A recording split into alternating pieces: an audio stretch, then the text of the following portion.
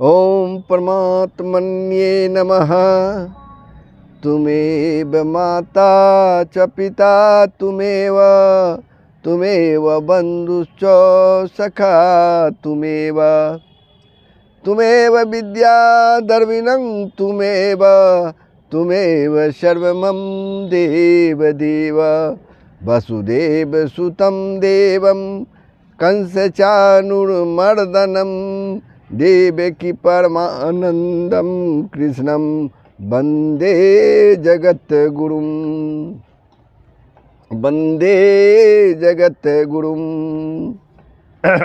प्रभु, आप सबों ने श्रीमद् भगवत गीता के 3 अध्याय के श्लोक 1 से लेकर 3 तक का श्रवण किया, जिसमें प्रभु श्री कृष्ण कहते हैं अर्जुन से कि तू मेरा भक्त और प्रिय सखा है, इसलिए वही यह पुराना जोग आज मैंने तुझको कहा है, क्योंकि यह बड़ा ही उत्तम रहस्य है, अर्थात गुप्त रखने योग्य विषय है। यहाँ पर प्रभु ने जब कहा कि इस योग का उपदेश सूर्य के प्रति कैसे दिया, सूर्य को दिया और सूर्य मनु और इक्ष्वाकु को दिया, तहाँ एक मनुष्य को स्वाभाविक या एक शंका हो सकती है कि भगवान श्री कृष्ण तो अभी द्वापर युग में प्रकट हुए हैं और सूर्यदेव मनु और इक्ष्वाकु बहुत पहले हो चुके हैं, तब उन्होंने इस योग का उपदेश सूर्य के प्रति कैसे दिया। अतः इसके समाधान के साथ ही भगवान के अवतार तत्व को भली प्रकार समझने की इच्छा से अर्जुन प्रभु श्री कृष्ण से पूछते हैं। वो 4 श्लोक से प्रारंभ हो गया। तो प्रभु, आप लोगों से नम्र निवेदन है कि अगर आपने वीडियो को सब्सक्राइब नहीं किया है तो बस सब्सक्राइब कर दें, बेल आइकन को दबा दें, शेयर करें, कमेंट करें, लाइक करें। जय श्री हरि, जय श्री कृष्ण। तो श्लोक 4, जिसमें अर्जुन प्रश्न करते हैं, अर्जुन इस शंका के समाधान के लिए पूछते हैं। अर्जुन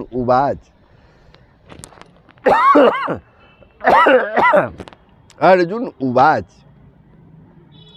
अपरम भवतो जन्म परम जन्म विवस्वतः कथमेता द्विजानियां त्वमादो प्रोक्तवानिति। अर्जुन बोले प्रभु से, आपका जन्म तो अर्वाचीन अभी हाल का है, अर्वाचीन मतलब अभी हाल का है, और सूर्य का जन्म बहुत पुराना है, अर्थात कल्प के आदि में ही हो चुका था। तब मैं इस बात को कैसे समझूं कि आप ही ने कल्प के आदि में सूर्य से यह जोग कहा था। अर्जुन ने यह प्रश्न किया प्रभु श्री कृष्ण से। जब आप तो हाल में ही हैं, अवतार लिए हैं, और सूर्य वगैरह जो है कल्प काल से है, तो फिर आपने कल्प काल आदि में सूर्य से यह जोग कहा था, वह कैसे? अर्जुन का प्रश्न है। तो इस श्लोक में अर्जुन के प्रश्न का क्या अभिप्राय है, ये समझना बहुत जरूरी है।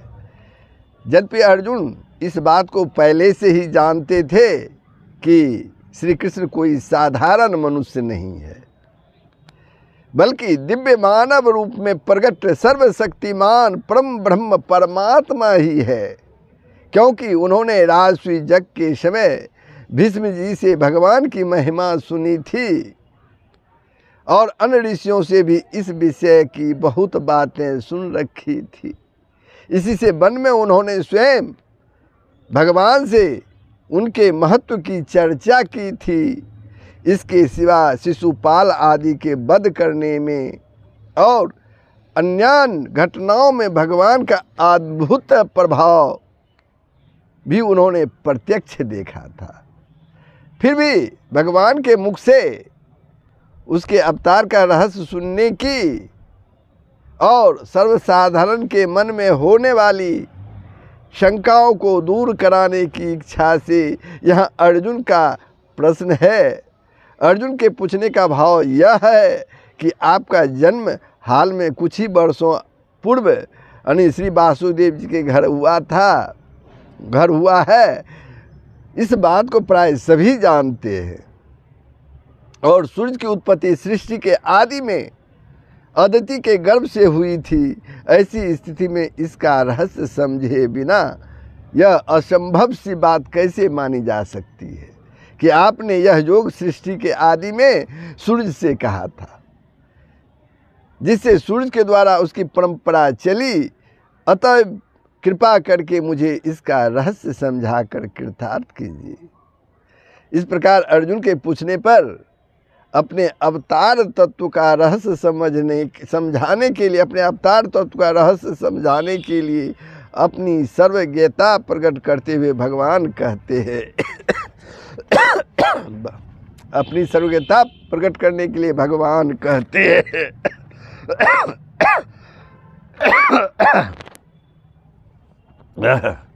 माफ़ कीजिएगा, थोड़ा सा गला खराब है। बहुनी में व्यतीतानि जन्मानि तव चार्जुन, बहुनि में व्यतीतानि जन्मानि तव चार्जुन, तन्यहं वेद सर्वाणि न त्वं वेत्थ परंतप। श्री भगवान बोले, हे परंतप अर्जुन, मेरे और तेरे बहुत से जन्म हो चुके हैं।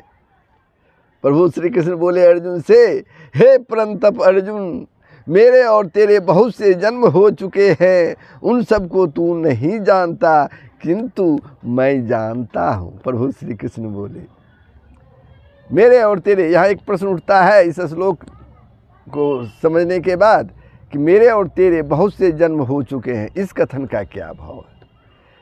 इससे भगवान ने यह भाव दिखलाया है कि मैं और तुम अभी हुए हैं, मैं और तुम अभी हुए हैं, पहले नहीं थे, ऐसी बात नहीं है। हम लोग अनादि और नित्य हैं। मेरा नित्य स्वरूप तो है ही, इसके अलावे मैं मत्स्य, कच्छप, वराह, नरसिंह और वामन आदि अनेक रूपों में पहले भी प्रकट हो चुका हूँ। प्रभु श्री कृष्ण बोले, मेरा यह वासुदेव के घर में होने वाला प्राकट्य अर्वाचीन होने पर भी इसके पहले होने वाले अपने विविध रूपों में मैंने असंख्य पुरुषों को अनेक प्रकार के उपदेश दिए हैं। इसलिए मैंने जो यह बात कही है कि यह जो पहले सूर्य से मैंने ही कहा था, इसमें तुम्हें कोई आश्चर्य और असंभावना नहीं मानना चाहिए। तुम्हें आश्चर्य और असंभावना नहीं माननी चाहिए। इसका यही अभिप्राय समझना चाहिए कि कल्प के आदि में मैंने नारायण रूप से सूर्य को, कल्प के शुरुआत में मैंने नारायण रूप में सूर्य को यह योग कहा था। अब एक प्रश्न और भी है, उन सबको तू नहीं जानता। प्रभु कहते हैं उन सबको तू नहीं जानता किंतु मैं जानता हूँ। इस कथन का क्या भाव है।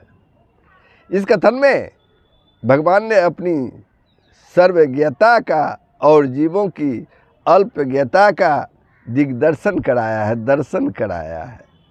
भाव यह है कि मैंने किन किन कारणों से, किन किन रूपों में प्रकट होकर किस किस समय क्या क्या लीलाएं की है, उन सबको तुम सर्वज्ञ न होने के कारण नहीं जानते।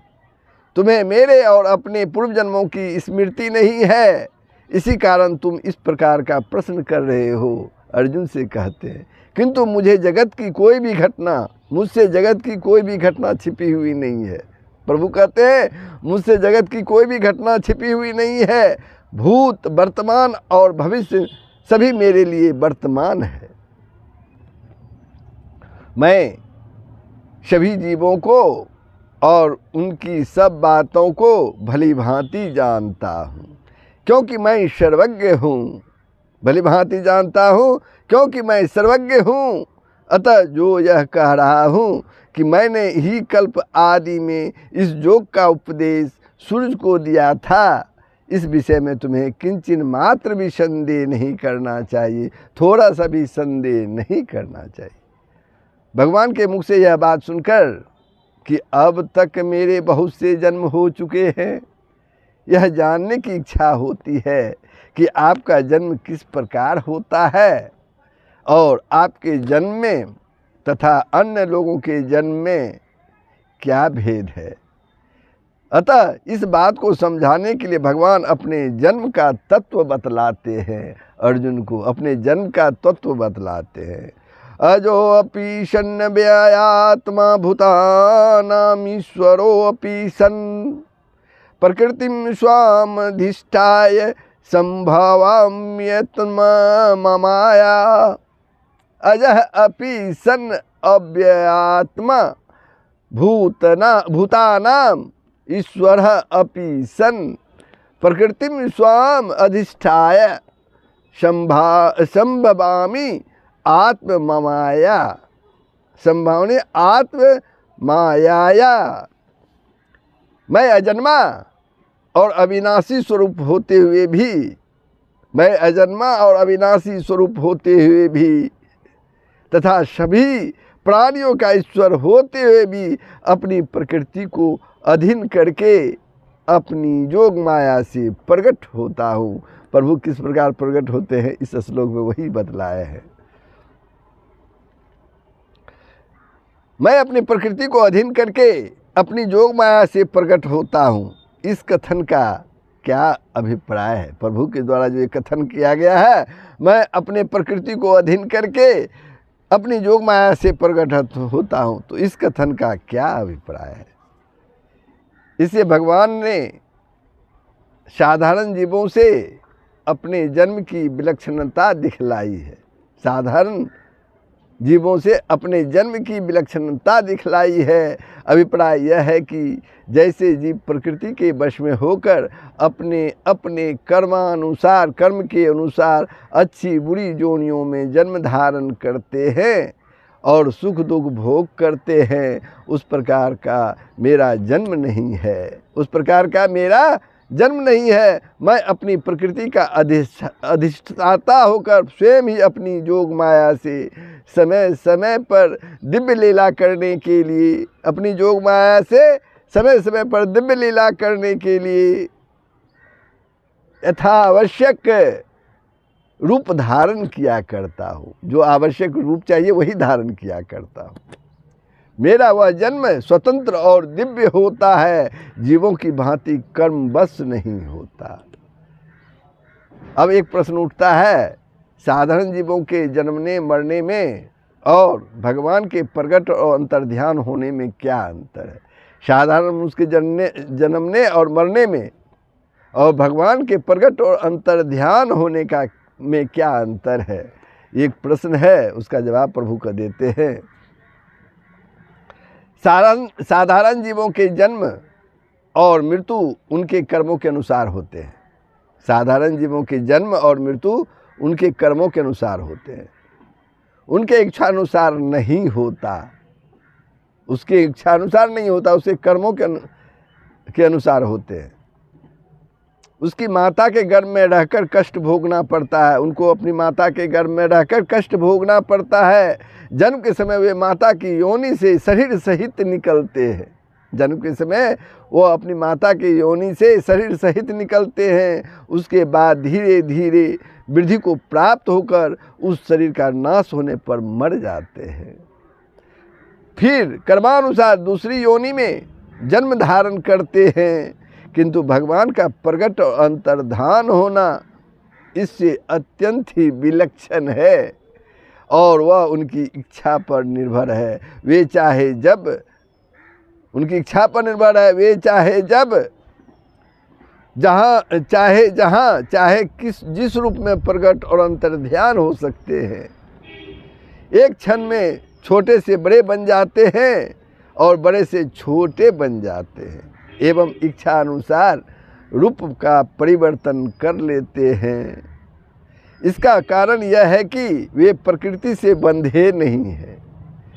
प्रकृति ही उसकी इच्छा का अनुगमन करती है, प्रकृति ही उनकी इच्छा का अनुगमन करती है। इसलिए जैसे 11वें अध्याय में अर्जुन की प्रार्थना पर भगवान ने पहले विश्व रूप धारण कर लिया, फिर उसे छिपाकर वे चतुर्भुज रूप में प्रकट हो गए, उसके बाद मनुष्य रूप हो गए। इसमें जैसे एक रूप से प्रकट होना और दूसरे रूप को छिपा लेना, जन्मना मरना नहीं है।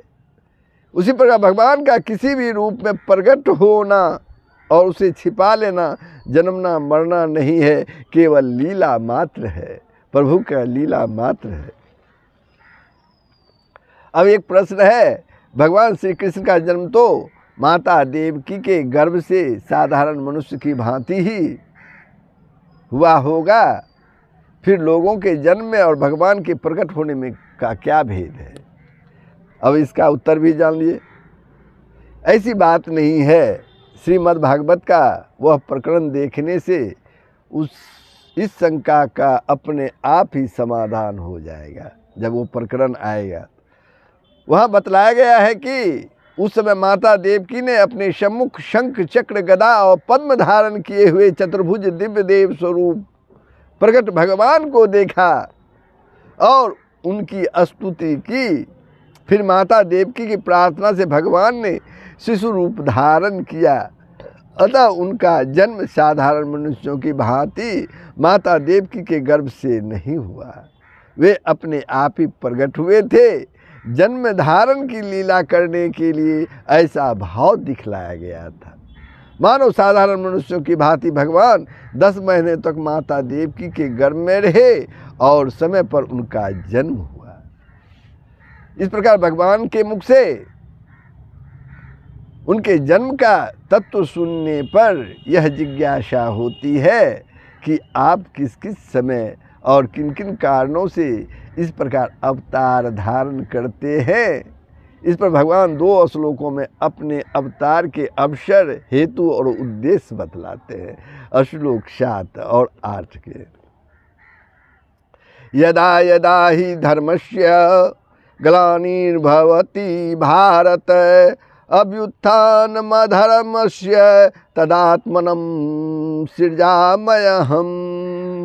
यदा यदा ही धर्मस्य ग्लानि भवति भारत अभ्युत्थानम् अधर्मस्य तदा आत्मान सृजसि अहम्। हे भारत, जब जब धर्म की हानि और अधर्म की वृद्धि होती है, तब तब ही मैं अपने रूप को प्रकट रचता हूँ, अर्थात साकार रूप से लोगों के सम्मुख प्रकट होता हूँ, लोगों के सामने प्रकट होता हूँ। यह इस श्लोक में यदा पद का 2 बार प्रयोग किया करके क्या भाव दिखला गया? यदा यदा ही धर्मस्य, यदा का 2 बार प्रयोग किया गया, इससे क्या भाव दिखलाया?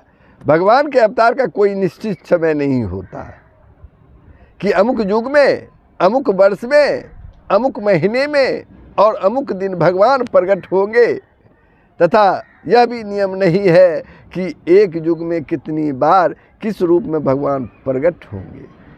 इसी बात को स्पष्ट करने के लिए यहाँ यदा पद का 2 बार प्रयोग किया गया है। अभिप्राय यह है कि धर्म की हानि और अधर्म की वृद्धि के कारण जब जिस समय भगवान अपना प्रकट होना आवश्यक समझते हैं, तभी वे प्रकट हो जाते हैं।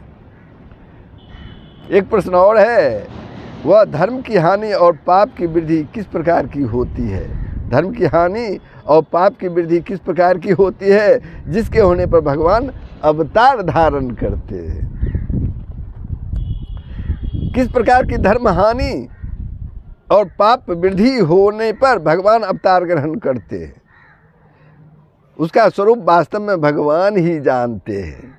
मनुष्य उसका पूर्ण निर्णय नहीं कर सकता।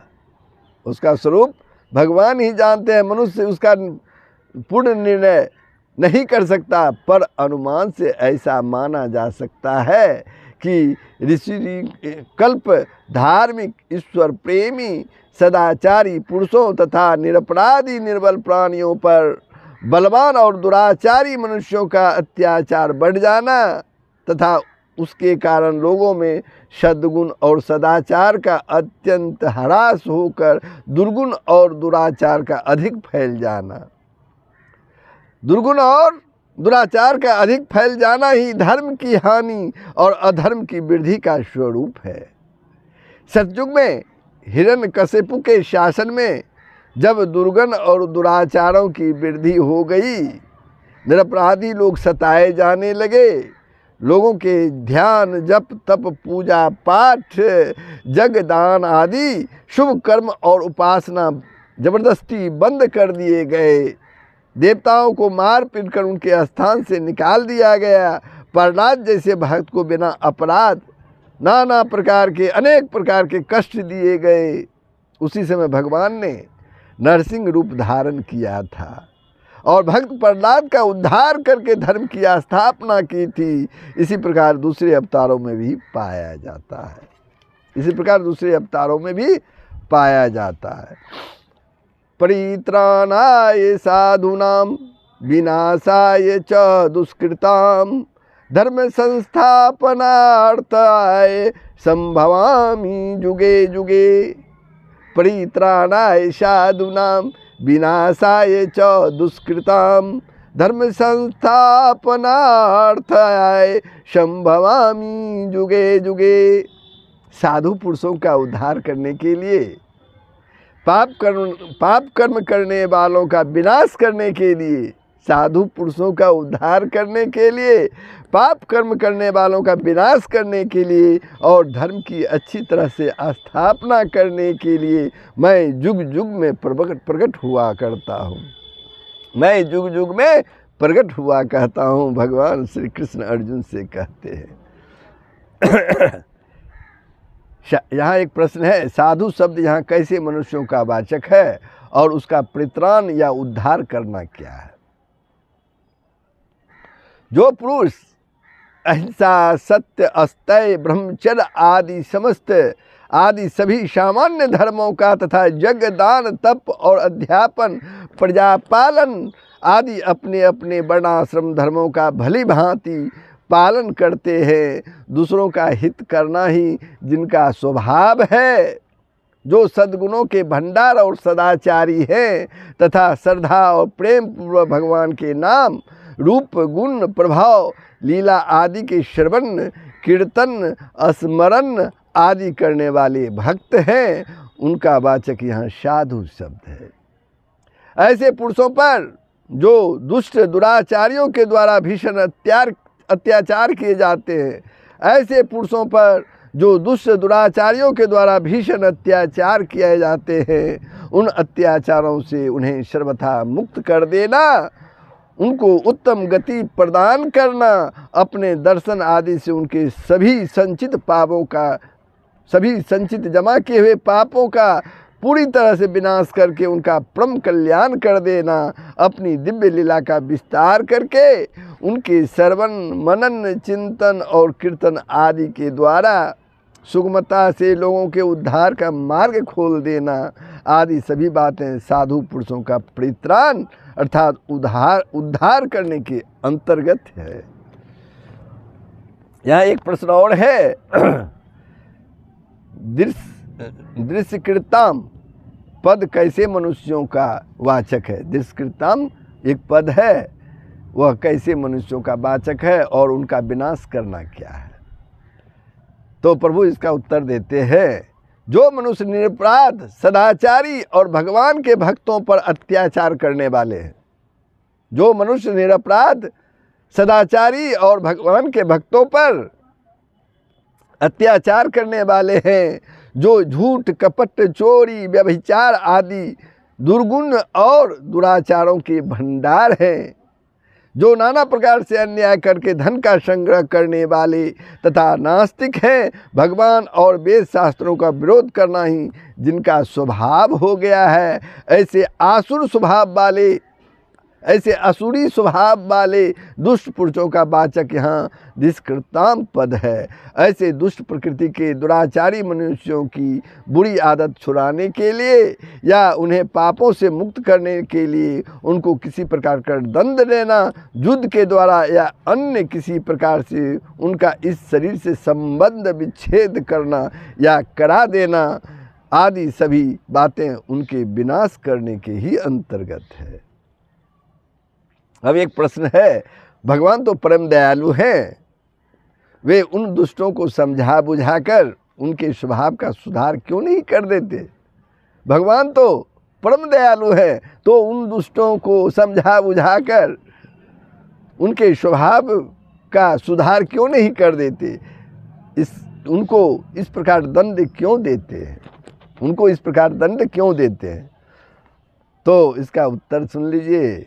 उनको दंड देने और मार डालने में आसुर शरीर से उनका संबंध विच्छेद करने में भी भगवान की दया भरी हुई है, क्योंकि उस दंड और मृत्यु द्वारा भी भगवान उनके पापों का नाश ही करते हैं। भगवान के दंड विधान के संबंध में यह कभी नहीं समझना चाहिए कि उससे भगवान की दयालुता में किसी प्रकार की जरा भी त्रुटि आती है। जैसे अपने बच्चे के हाथ पैर आदि किसी अंग में फोड़ा हो जाने पर माता पिता पहले औषध का प्रयोग करते हैं, दवाई का प्रयोग करते हैं, पर जब वह मालूम हो जाता है कि अब औषध से इसका सुधार नहीं होगा, देर करने से इसका जहर दूसरे अंगों में भी फैल जाएगा, तब वे तुरंत ही अन्य अंगों को बचाने के लिए उस दूषित हाथ पैर आदि का ऑपरेशन करवाते हैं, शल्य चिकित्सा करवाते हैं और आवश्यकता होने पर उसे कटवा भी देते हैं। इसी प्रकार भगवान भी दुष्टों की दुष्टता दूर करने के लिए पहले उनको नीति के अनुसार दुर्योधन को समझाने की भांति समझाने की चेष्टा करते हैं, दंड का भी भय दिखलाते हैं, पर जब इससे काम नहीं चलता, उनकी दुष्टता बढ़ती ही जाती है, तब उनको दंड देकर या मरवा कर उनके पापों का फल भुगताते हैं। अर्थात उनके पूर्व संचित कर्म अच्छे होते हैं, किंतु किसी विशेष निमित्त से या कुसंग के कारण जो उस जन्म में दुराचारी हो जाते हैं, उनको अपने ही हाथों मार कर भी मुक्त कर देते हैं। उन सभी क्रियाओं में भगवान की दया भरी हुई है। अब एक प्रश्न है, धर्म की स्थापना करना क्या है? धर्म संस्थापनार्थाय धर्म की स्थापना करना क्या है?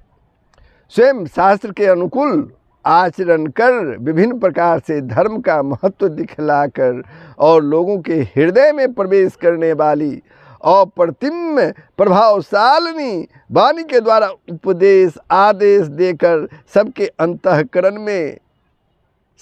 अंतःकरण में वेद शास्त्र परलोक महापुरुष और भगवान पर श्रद्धा उत्पन्न कर देना तथा सद्गुणों में और सदाचारों में विश्वास तथा प्रेम उत्पन्न करवाकर लोगों में इन सबको दृढ़तापूर्वक भली भांति धारण करा देना आदि सभी बातें धर्म की स्थापना के ही अंतर्गत है। एक प्रश्न और है, साधुओं का परित्राण, दुष्टों का संहार और धर्म की स्थापना,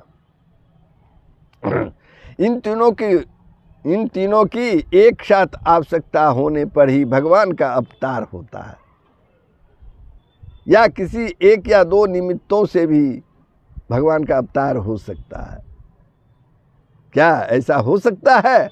ऐसा नियम नहीं है कि तीनों ही कारण एक साथ उपस्थित होने पर ही भगवान अवतार धारण करे, ऐसा नियम नहीं है।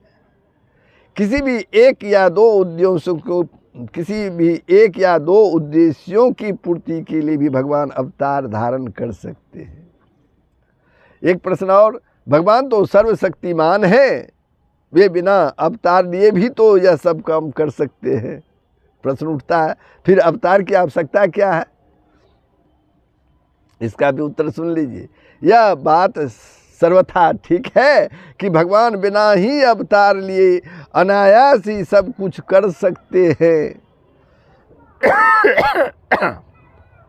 अनायास ही सब कुछ कर सकते हैं और करते भी हैं, किंतु लोगों पर विशेष दया करके अपने दर्शन, स्पर्श और भाषण आदि के द्वारा सुगमता से लोगों को उद्धार का सुअवसर देने के लिए एवं अपने प्रेमी भक्तों को अपनी दिव्य लीला आदि का आस्वादन कराने के लिए ही भगवान साकार रूप में प्रकट होते हैं।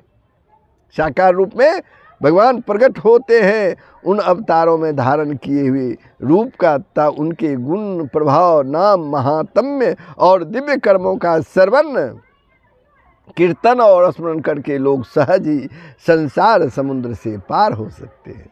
यह काम बिना अवतार का नहीं हो सकता। मैं युग युग में प्रकट होता हूँ, इस कथन का क्या भाव है? संभावि जुगे जुगे, मैं युग युग में प्रकट होता हूँ, इस कथन का क्या भाव है? इससे भगवान ने यह दिखलाया है कि मैं प्रत्येक युग में जब युग धर्म की अपेक्षा धर्म की हानि अधिक हो जाती है,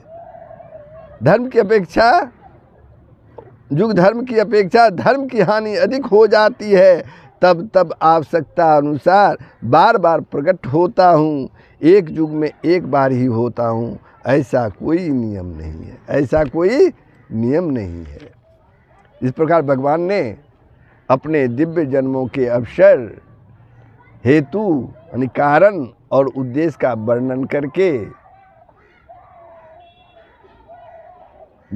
वर्णन किया है। अब आगे का श्लोक में उन जन्मों की और उनके किए जाने वाले कर्मों की दिव्यता को तत्व से जानने का फल बतलाते हैं, जो श्लोक 9 में से प्रारंभ होगा। प्रभु, मैं श्लोक 8 पर विश्राम लेता हूँ। ये प्रसंग भगवान का अवतार क्यों होता है, कैसे होता है, किस कारण से होता है, आप लोगों ने श्रवण किया, कैसा लगा? अपने विचार जो है अब कमेंट के माध्यम से हमें अवश्य देंगे, साथ ही शेयर करेंगे, लाइक करेंगे। यदि आपने वीडियो को सब्सक्राइब नहीं किया है तो अवश्य कर देंगे। जय श्री हरि, जय श्री कृष्ण। सबका कल्याण होगा, पूरे विश्व का कल्याण होगा। यही सनातन धर्म का मूल तत्व है। जय श्री हरि।